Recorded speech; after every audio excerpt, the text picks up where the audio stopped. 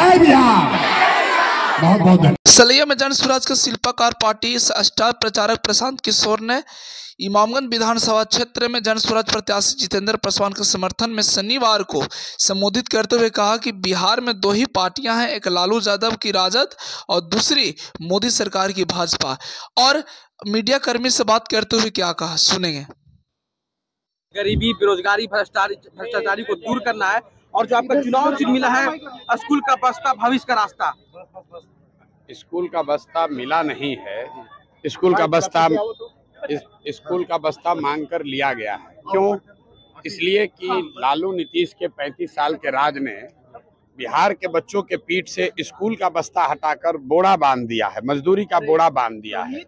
तो जन स्वराज की जो सोच है, बिहार के लोगों की गरीबी को खत्म करने का रास्ता है शिक्षा, यानी कि स्कूल का बस्ता। बिहार के लोगों के लिए रोजगार का रास्ता है स्कूल का बस्ता। बिहार में पलायन अगर रोकना है तो उसका रास्ता है स्कूल का बस्ता। इसीलिए जन स्वराज का चुनाव चिन्ह है स्कूल का बस्ता, क्योंकि पढ़ाई से ही लोगों का विकास हो सकता है, पढ़ाई से ही गरीबी दूर हो सकती है। जब तक सरस्वती नहीं आएंगी तब तक लक्ष्मी नहीं आ सकती हैं। ये तो हिंदू धर्म में हर जगह कहा गया है। तो बिहार में गरीबी दूर करने का सबसे बड़ा जरिया है अच्छी पढ़ाई, और हम जन स्वराज की पूरा फोकस ही है पढ़ाई और रोजगार, और इसीलिए हम लोग का चुनाव चिन्ह भी है स्कूल का बस्ता। बहुत तेजी के साथ बिहार में जम्मू कश्मीर में माइग्रेंट लेबर की हत्या हुई है।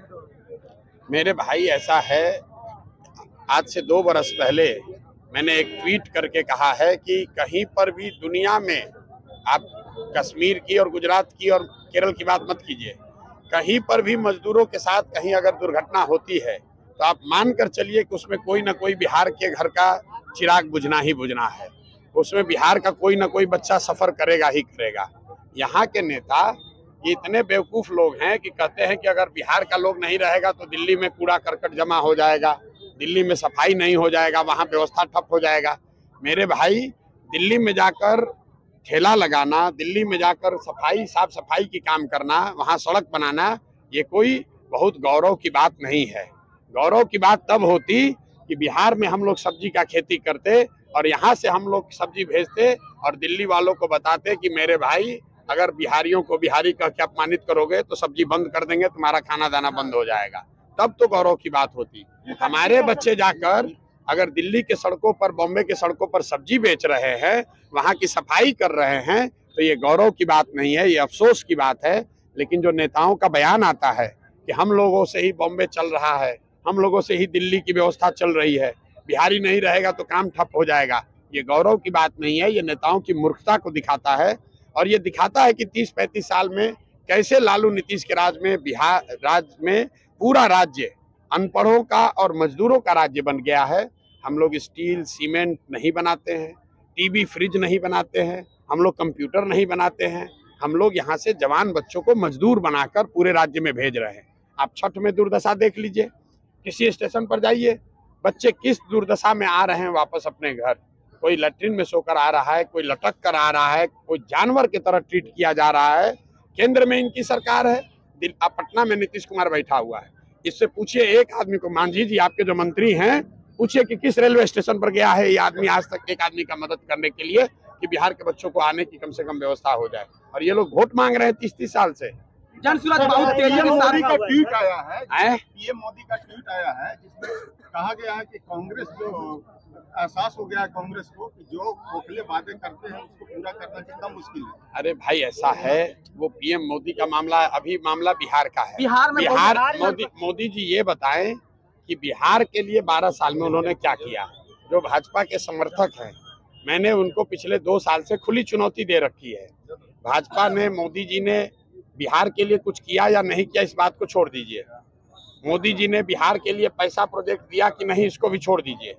12 बरस में मोदी जी ने अगर बिहार के विकास के लिए एक बैठक किया है, एक बैठक, काम नहीं, अगर एक बैठक किया है, वो आप हमको प्रमाण दिखा दीजिए, जन स्वराज मोदी जी का समर्थन कर देगा। जन स्वराज बिहार में बहुत तेजी से अपना प्रयास, अपना छाप छोड़ रहा है। इससे विपक्षी दलों में जो है काफी हलबली मच गया और लगातार आप पे आरोप लगातार कि 1-1 लाख रुपया वोटरों को दिया जा रहा है। भाई, यहाँ पर जितने लोग आए हैं, ये देखिए, पहले तो नेताओं ने खुद लूटा, तो सावन के अंधे को सब हरियाली दिखती है, तो इनको लूटने की आदत है। अब ये अपने साथ साथ जनता को भी चोर बता रहे हैं। आप इमामगंज की जनता से बात कर लीजिए, और कोई आदमी अगर ये बता दे कि जन स्वराज ने उसको 10 रुपया भी दिया है तो आप हमको पकड़िए।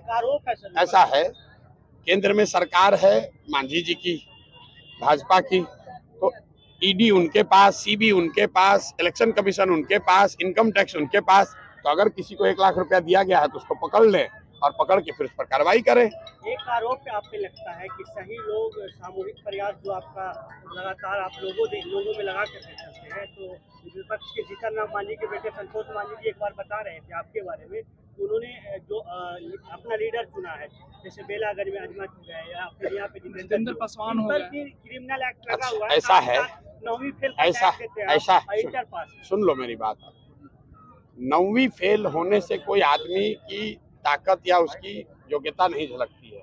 कई बार जब आप किसी गरीब परिवार में पैदा हुए या आपके गांव में स्कूल नहीं है तो आपकी फॉर्मल शिक्षा नहीं होगी, लेकिन अगर आप मुख्यमंत्री के लड़के हैं, आपके माँ बाप मुख्यमंत्री हैं और आप 9वां भी पास नहीं किए, तो आपकी योग्यता से ज्यादा ये इस बात को दिखाता है कि शिक्षा को लेकर आपका नजरिया क्या है, शिक्षा को लेकर आप सोचते क्या है। मैं वो बात कर रहा हूँ। बात जहाँ तक जन स्वराज के उम्मीदवारों की है, तो यहाँ पर जितेंद्र पासवान जी चुनाव लड़ रहे हैं। इस क्षेत्र में अभी तक हमको तो कोई ऐसा नहीं मिला जिसने ये कहा हो कि आदमी अपराधी है। हमको तो कोई नहीं मिला जिसने ये कहा कि जितेंद्र पासवान ठग है, बालू माफिया है।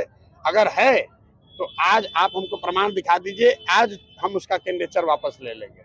वो आदमी ठग नहीं है, वो आदमी यहाँ क्रिमिनल नहीं है, वो यहाँ का बालू माफिया नहीं है, शराब का धंधा नहीं करता है। यहाँ पर एक अस्पताल चलाते हैं। अब इसमें आपको क्रिमिनल क्या लग रहा है भैया?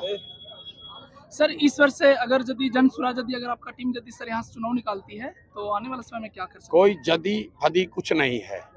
जन स्वराज यहाँ जीत रहा है, इसलिए नहीं कि प्रशांत किशोर कह रहे हैं। आपने अभी सभा में सुना, हम तो वोट भी नहीं मांगे। इसलिए जन स्वराज जीतेगा क्योंकि 30-35 साल से जनता यहाँ लालू, नीतीश, भाजपा के सरकार से त्रस्त है।